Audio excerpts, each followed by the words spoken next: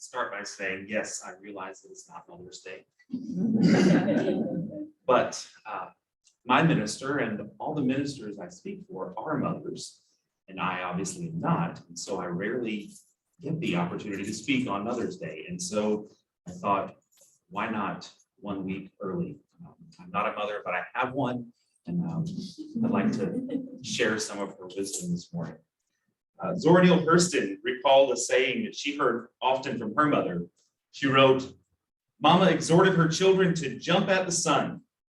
We might not land on the sun, but at least we'll get off the ground." When Hurston's mother spoke those words, I doubt she knew how prophetic they would be. Her daughter would indeed jump at the sun, leaving home to strike out on her own. Then when she decided she wanted to finish high school, but she was too old to re-enroll, she took 10 years off her age. After receiving her diploma, she decided to remain that age for the rest of her life, though, even when she was dating a man who was 10 years younger than her invented age. She earned a college degree, received government grants to do anthropological work throughout the United States and Haiti. She hobnobbed with the elites of the Harlem Renaissance and became a published author. But she died penniless in a small nursing home in her home state of Florida. She had jumped at the sun, and though she landed back on the ground, her life and career was an amazing and exciting leap, one that left us with a treasure of profound literature that's enriched my life greatly. It all began with the words of a wise mother. During the sermon, I want to share some wisdom from my mother. And at the end of the sermon, I will invite you to share some one-line words of wisdom from your mother or a motherly figure. This year, I've tried to make it a habit of taking a walk every evening. I'll typically walk from my house to Forsyth Park in downtown Savannah and back, a 3-mile round-trip stroll. I do this not only for the obvious health benefits, but also because I found it's the only way I'm able to free my mind of the myriad worries and concerns that tend to occupy my thoughts throughout the day. My daily walks have become a time of reflection and meditation, a time of creative thought that's often the genesis of new teaching ideas and strategies, as well as the sermons I preach from this and other pulpits this year. But during this time of mental clarity, I can't say all my thoughts are profound. There are many that I never stop to write down for later reflection, but are instead just random ideas and questions that pop into my mind. One of these random questions that came to mind as I was walking down 37th Street a few weeks ago seemed rather silly at first. If my mother were on a television sitcom, what would her catchphrase be? I must say, I find it interesting that so few moms on TV were given a catchphrase. I was only able to think of a few myself. B. Arthur's character Maud had, "God will get you for that." Esther Anderson, who played Aunt Esther on Sanford and Son's famous catchphrase was, "You old heathen." And of course, Estelle Getty, who gave us the beloved matriarch of the Golden Girls, Sophia Petrillo, began every story with the catchphrase, "Picture it, Sicily." But that was all I could think of. I Googled television catchphrases, and almost every example was attributed to a male character. I then put the question to social media, asking my Facebook friends if they could think of any other TV mothers or motherly figures and their famous catchphrases, but no one was able to add to my short list. My suspicions were confirmed. Television mothers have indeed been robbed of catchphrases. I find this frustrating not only because it seems somewhat sexist, but also because it contradicts the lived experience of every person I know. No doubt most of you right now have thought of a one-line saying or quip that your mother or a motherly figure repeated to you all too often, and I look forward to hearing those soon. Those of you who are mothers may be able to identify your catchphrase. If you can't, I encourage you to call your children, and I guarantee they can identify one or more for you. Mothers are notorious for their catchphrases. So I'm somewhat surprised that the writers of so many beloved television sitcoms failed to recognize their value. Mothers' catchphrases are not only a source of nostalgic humor, but they're words of edification, exhortation, and comfort. We may not have realized it when we were hearing those words over and over throughout our childhood, but they are pearls of wisdom that our mothers embedded into our lives. My mother had and still has a few catchphrases in her repertoire. When I was doing something I shouldn't be doing, trying to push the boundaries my parents had established, I knew it was time to adjust my behavior when I heard, "Boy, you must be done lost your mind." When I expressed the desire to have things that I didn't need or that my parents couldn't afford, and when I wanted to do things I wasn't ready for, like the time when I was 16 and I announced that I was going to go on an out-of-state road trip all by myself in my 1979 AMC Spirit, Mom would bring me back to reality with the words, "You better come back down to earth." But there was one saying that would definitely be branded as my mom's catchphrase, the gospel according to Rosie. She said it every time we were hurt or sick. The time I was racing my bike and collided into my friend's bicycle, sending me over the handlebars and landing chin first on the pavement. Or the time my brother and I were exploring the woods and suddenly it felt as if my face and arms were being stabbed with needles. As we ran home screaming, I realized we had walked into a hive of bees who were attacking us with a fury. In both of these instances, my mother provided the care we needed. After my back accident, she cleaned and bandaged my wounds. When we ran into our yard covered in bees, I don't know if it was mother's intuition or if she happened to be watering plants outside, but she was there waiting with a water hose in her hand to spray us down and drive away the menacing bees, then cover us in calamine lotion. After she administered the necessary physical care, as I sat crying with my badly bruised chin or calamine covered bee stings, then came the catchphrase, "It takes all that to make a man." I heard these words throughout my childhood. Whenever there were cuts, scrapes, bee stings, the flu, pink eye, chicken pox, "It takes all that," she would say without fail, "to make a man." The phrase became a defining part of every childhood trauma, and yet I never understood what it truly meant until I became an adult. As a child, I mistook my mother's catchphrase, thinking she was telling me to be a man and imposing on me gender stereotypes that men shouldn't express pain and grief. It wasn't until I was a young adult that I learned I had been misinterpreting my mother's catchphrase my entire life. One day at a family gathering at my parents' house, my nieces, ages 5 and 3 at the time, were outside on the picnic table. My 3-year-old niece fell from the picnic table and immediately got up crying. And as she ran looking for her mother, I heard the older niece yell to her younger sister, "Nikki, it takes all that to make a woman."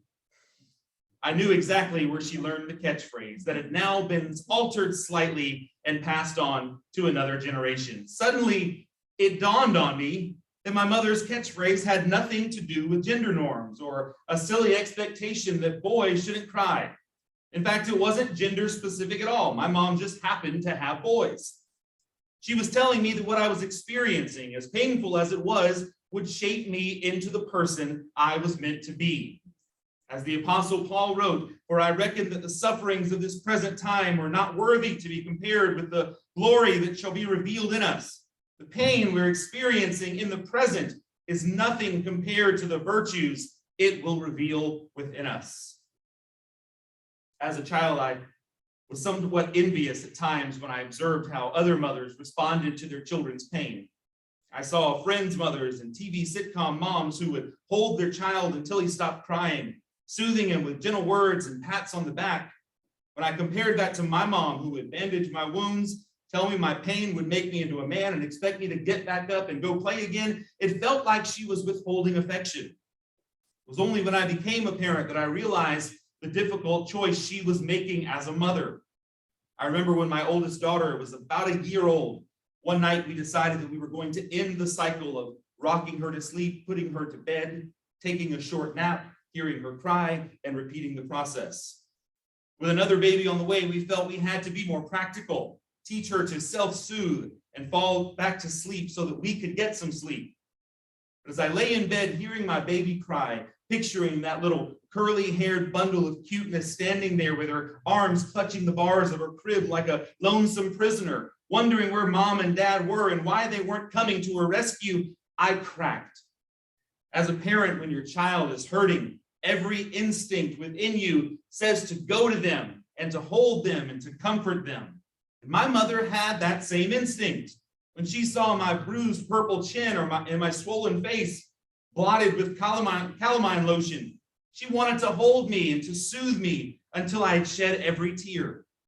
But she also knew that she was raising two Native boys in a society that had historically brought us pain and done little to ease it. Her style of parenting was built on generations of trauma. When our ancestors were massacred by the French and driven from our ancestral lands, they didn't have the opportunity to stop and process their pain. They had just watched as their loved ones were violently killed, but they didn't have the luxury of being able to fall apart emotionally. To survive, they had to keep moving. Through generations of trauma and oppression, my mother learned for a Native person to survive, we would have to be able to do what our ancestors did and keep going even when we are experiencing pain. So as much as she wanted to hold and comfort me, when she made the difficult choice to let me self-soothe, she wasn't withholding affection, she was showing affection. She understood that pain is inevitable. She couldn't take away our pain, nor could she shield us from future suffering. Lady Julian of Norwich wrote, he, speaking of Jesus, whom she referred to as our true mother, did not say, you will never have a rough passage. You will never be overstrained. You will never feel uncomfortable. But he did say, you will never be overcome. The Buddhist tradition teaches a parable of the second arrow. If a person is struck by an arrow, is it painful? If the person is struck by a second arrow, is it even more painful? In life, pain is like the first arrow. We can't always avoid it. We can't control it. However, the second arrow is our reaction to the first. The second arrow is our reaction to the pain in our lives. This past October, and I'm going off the cuff because I just decided to throw this illustration in. This past October, I was just beginning my first semester of seminary and realizing that a master of divinity was much more difficult than the other master's degree I had gotten. And I realized I'd gotten myself into a lot, but I was buckled down and braced myself, prepared myself for the semester. And one Wednesday, as I was sitting on my porch studying, I got a phone call. It was the property manager for the building I lived in. She said, the building has been condemned due to faulty wiring. You have to move out. I asked, how much time do I have? She said, you have 5 days. I panicked. I called the city and I asked them, told them what she had said to me. And I said, is this true? Do I have 5 days to find a new place to live? And he said, no, you should need to move out now. You can't live there now. You have to move out today. It was a blow in my life I was not expecting. It was one of the hardest things I dealt with this year, just the sudden feeling that I was about to be homeless. Fortunately, I was able to find a place to live that weekend, and I was able to crash at my brother's house for a few days in the meantime. But the blow that came, the immediate panic that I felt, I wanted to completely fall apart. I wanted to just have a complete meltdown, but I couldn't. I had to find a new place to live. I had to get the money together. I had just, to add to the story, it had actually been condemned the week before, but the landlord waited until we paid rent and then notified us. But I had to get the funds together to put down a new deposit and a new first month's rent. I had to figure out how I was going to get my things packed and ready to move in just a few short days. I didn't have time to fall apart. As much as I wanted to, I didn't have time to. I wanted to be angry, incredibly angry with that landlord. And I am a little bit, but I didn't have the time to do that. Necessity said I had to get back up and I had to keep going again. My mother taught me the world was full of arrows, and at that moment, it felt like arrows of life were flying at me. I've been struck by those arrows many times throughout my life, but she also taught me never to strike myself with that second arrow. And as a result, I have avoided far more pain than I have experienced. It takes all that, she said, to make a man, to make a woman. Now, I invite you to share your mother's one-line catchphrases.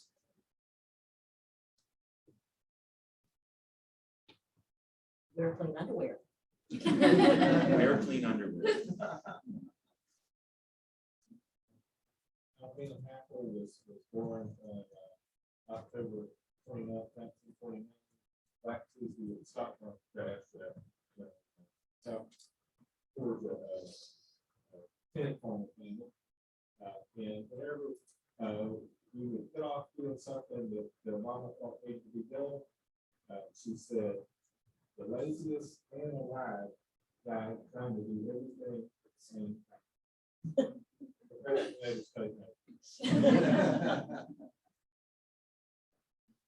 My mom, Lola Cohen, would say, have a wonderful time at school today. Mine to my kids is just because you can does not mean you should.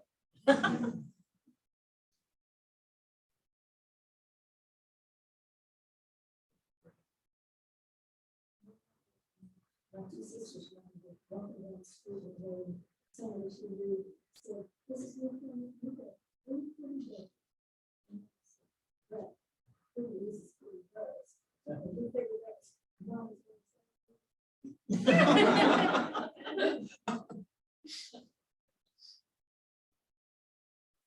My grandmother had two phrases: all liars will have their place at the lake of fire, and devil get thee behind you. Anyone else? My children would tell me, "Mama, you're so weird." I would say, "That's so weird." I would always say, "Weird means wonderful and unique."